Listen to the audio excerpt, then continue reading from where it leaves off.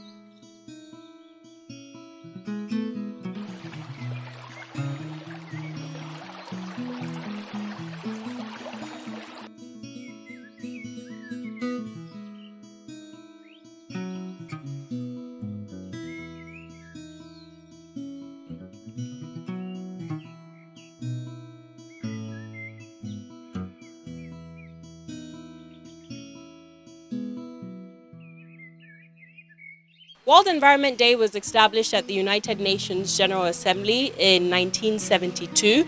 It was subsequently celebrated on the 5th of June every year after that. This year's theme for World Environment Day is connecting people to nature. So today we'll be highlighting the importance of World Environment Day and its correlation to the Sustainable Development Goals. Thank you, gentlemen and lady, for joining us on this panel today. So the first question I would like to pose is to Mr. Mitchell Toomey, who is the Global Director for the UN SDG Action Campaign.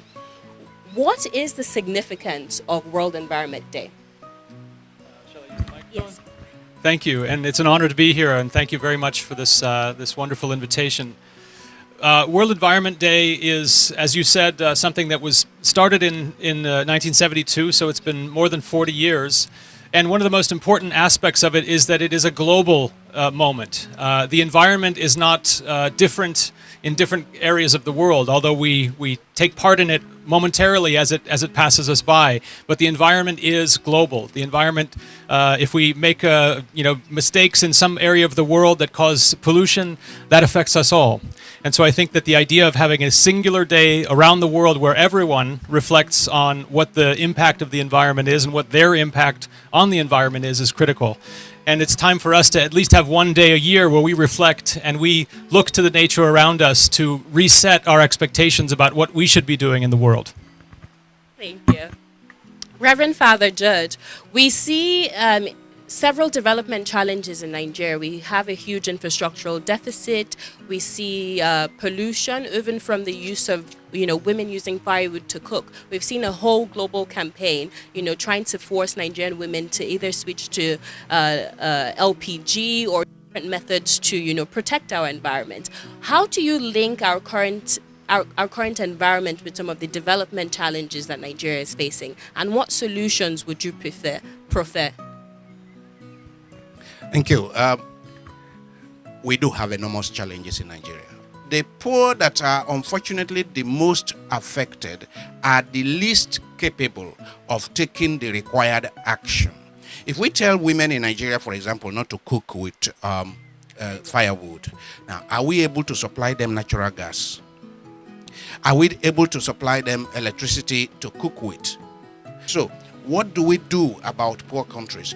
Poor countries need to be assisted to quickly develop the more modern, less polluting sources of energy. Poor countries need to be assisted to develop we have a lot of sunlight. A lot of sunlight. We have the density of sunlight. So we need to be assisted to develop sun, solar, wind, hydro, energy in order to reduce our own emissions that come from coal or firewood and so on and so forth. Thank you so much, Reverend Father. Mrs. Sueba, I hope I'm pronouncing your name right. Perfect. Just like Reverend Father Dr. Judge said, how can we also hold government accountable? Because as he said, 70% of the Nigerian population is living below poverty line. So what are some subsidies maybe the government can put in place to ensure that, the 70% of the population who can not necessarily afford clean energy is also, practicing, also, following global best practices in regards to our environment? Thank you very much. I really share the point that Reverend Father raised. Understanding the available natural resources that people can use, supporting these people with the required information, and then the provision of affordable alternatives that they can use. And government need to come closer to the people, and not just to people from the urban, suburban to the remote rural areas where we see poverty in its own face. Because those who need the information don't have. Those who are using the environment don't have information. And so the distance of extension agents, for instance, to people is very, very far. Can we get a round of applause for our panelists, please? Thank you so much. Thank you, Father Judge. Thank you, sir.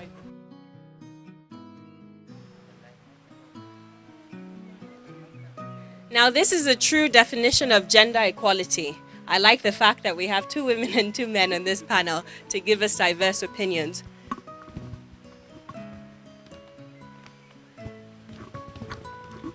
So very briefly, Hamza, I'll start with you. So can you tell me, Hamza, what role does the environment play in achieving the SDGs? We had a viewer from social media ask us this question earlier, but you work directly with the grassroots. Can you tell me what our environment, the specific role our environment plays in achieving the Sustainable Development Goals? Well, I would say that without the environment, we would not be here. The environment set that space for us, that enabling environment for us to actually engage. And most importantly, we get everything from the environment, from the cap I'm wearing to the shirts, fancy dress Inky is wearing. So the environment gives us practically everything and enables us to engage, to act, and most importantly, to defend her unity. Thank you so much, Hamza. Can we field some questions from social media? And the audience. Good morning. My name is David, and I'm a representative from the NYC XDG group. We cannot achieve the SDGs without funding, and I'm speaking from our platform. If you're going to include the youths to drive the SDG message, I feel it's important that they're being empowered, not just by words, not just by materials, but financially. I'll give you an example. We, from our own platform, we're on Instagram, we're on Twitter, we're on Facebook. We engage graphic designers to come up with one content or the other. And we have to pay for these things. They are not free. A lot of things go on social media, but for you to have relevant content, you have to create them. And those persons who have the skill would not do it for free. So if we're talking about SDGs, let us look at the fact that the youth have to be empowered, not just by words, not just by seminars, but financially to execute projects. And you can hold them accountable. Okay, we are giving you XYZ amount. How are you spending it?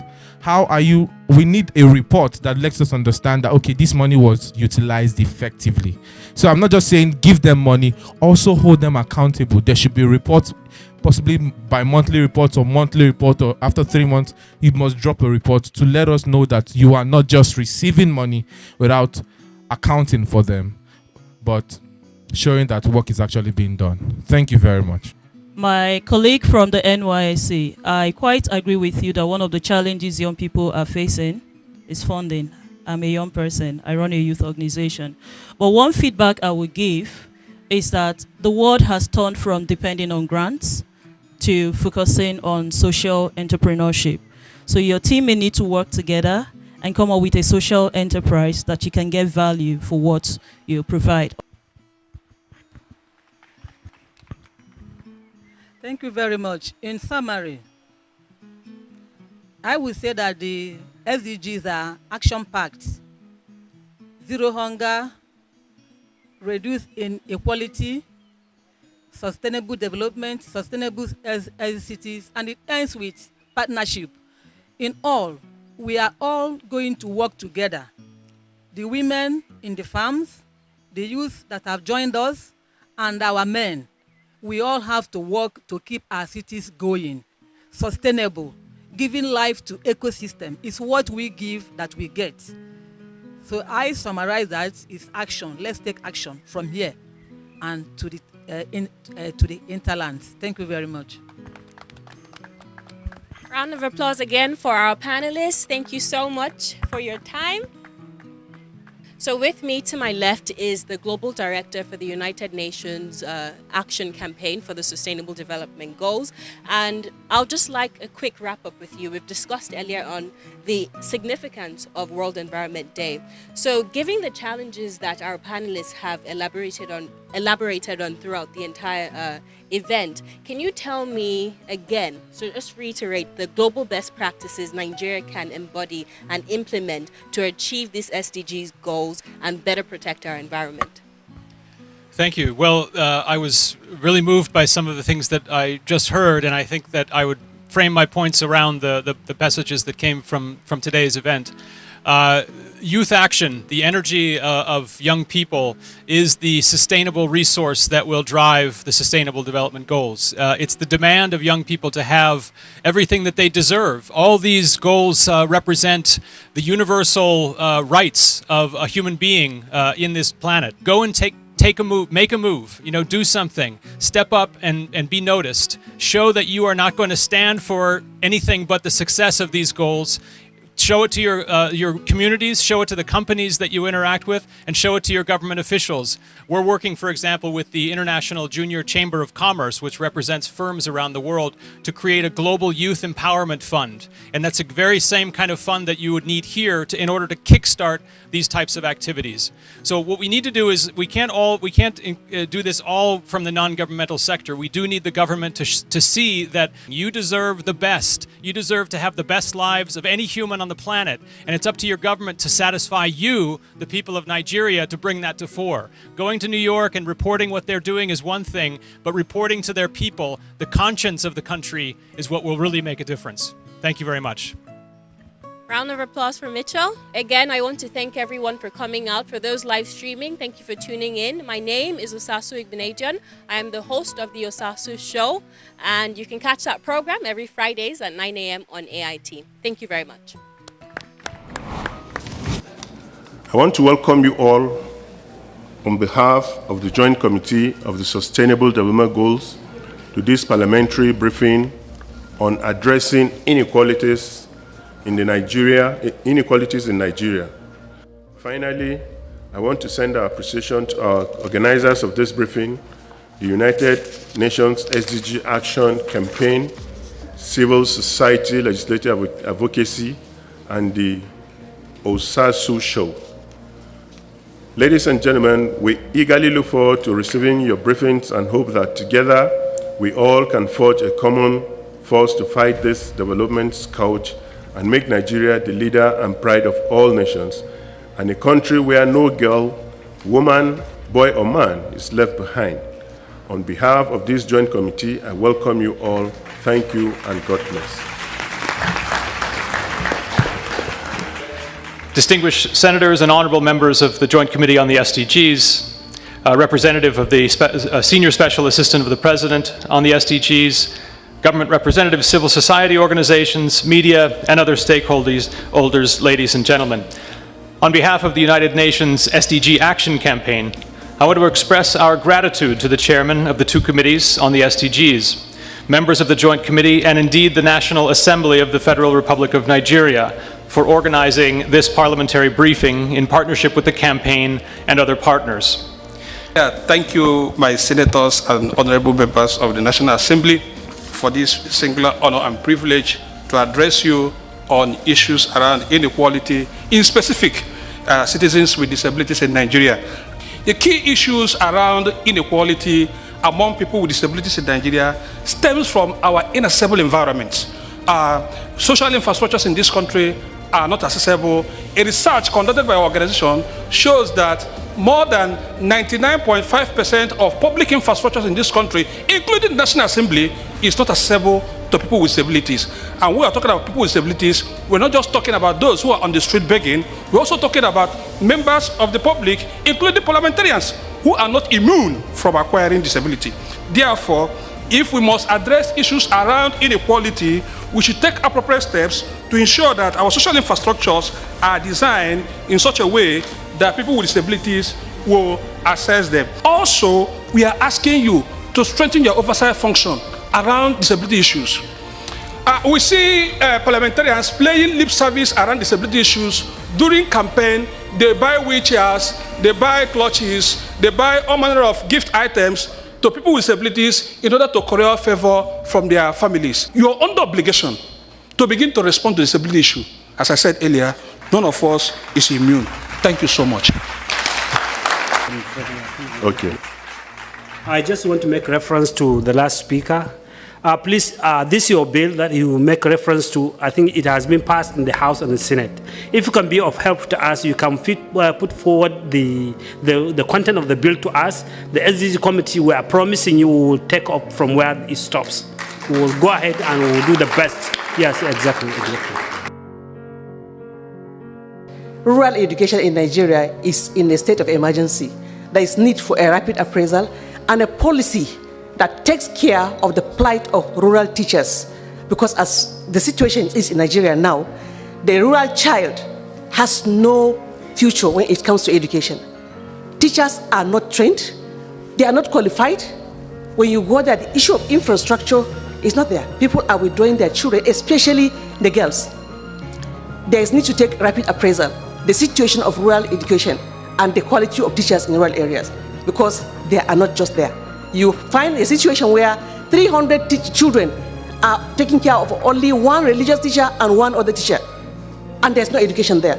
You ask their qualification, they have not even had NCE.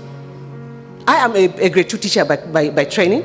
Before I went for other qualification, I know what education is. And I've been working in over 220 communities in the last 10 years. So what I'm talking about, I'm just talking about reality. So please look at it as an emergency. Thank you. I'm the National Coordinator of Civil Society Coalition on Sustainable Development. Most of the time, we classify the issue of rural community as the food baskets of the nation. And government has actually been encouraging us even to go into farming, to go into agriculture. But we have been neglecting this sector for a long time. And that's why you see inequality being shown in the area of bad road network, in the area of health facility, in the area of dilapidated schools. And we have even post-harvest loss. Therefore, I'm suggesting, and I'm even urging our legislators, that there's a need even to make appropriate legislation which is going to promote holistic service delivery, especially when it comes to infrastructural development in rural communities. Otherwise, SDGs will not be attained by year 2030, which has been slated to be achieved. So thank you very much. All this issue of inequality boils down to one or two things: democracy and good governance. If we entrench the principles of democracy and ensure that there is good governance, all this litany of complaints can be done ours. But our problem in Nigeria is that collectively all of us here are to be blamed, most especially those of us that are the elites. It is we the elites that have bastardized Nigeria. We have become so self-centered. We talk about education. It is we that have bastardized the education. We create parallel government. You discover that even in our personal life, we built mansionite with Gothic structures. We have perimeter fence that even if there is emergency, we cannot scale through. We provide personal boreholes. We bring in generators to the detriment of our immediate neighbors, to the detriment of the community, and we ensure that public utilities are destroyed. It's not people that are coming from other part of the land to do this one. We are Nigerians that are doing this one. And sentiments will not take us anywhere. Let us not do much talking when individually all of us are sinners. Let us purge ourselves of our individual sins. Then collectively we can forge ahead. That's the little remarks I want to make. If you speak the truth, you die.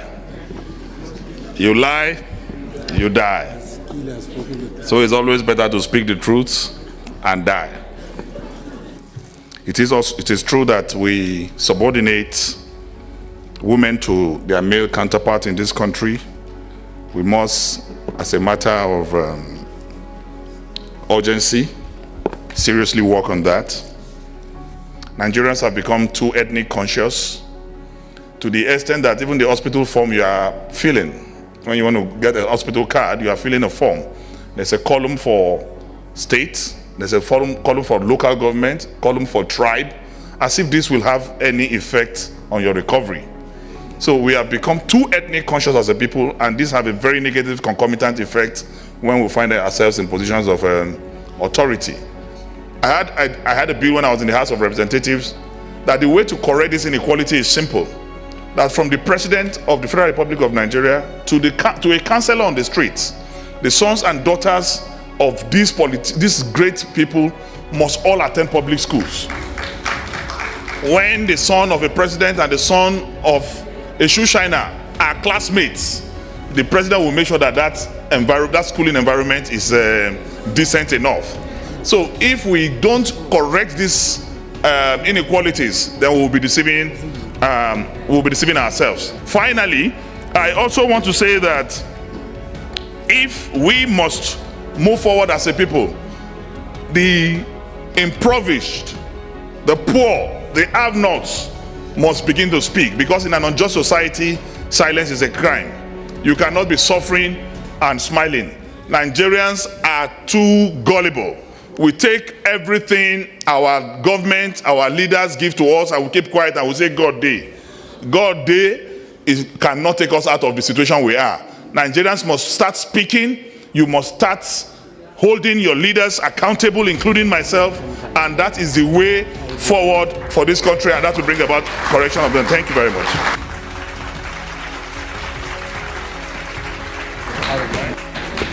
Thank you very much, distinguished Senator Dimno Melaye, for your thoughts and your very eloquent speech, and also Senator Wakil for speaking on behalf of the people.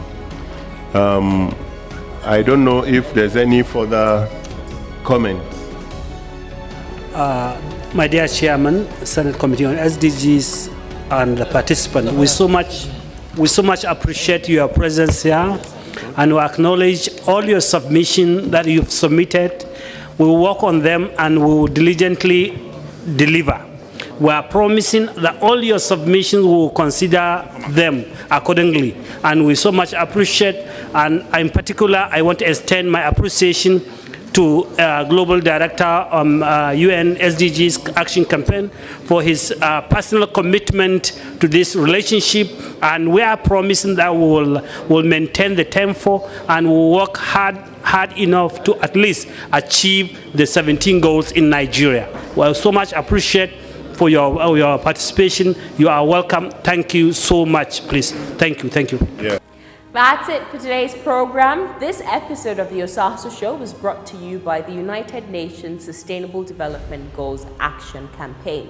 You can follow them on Twitter at SDG Action.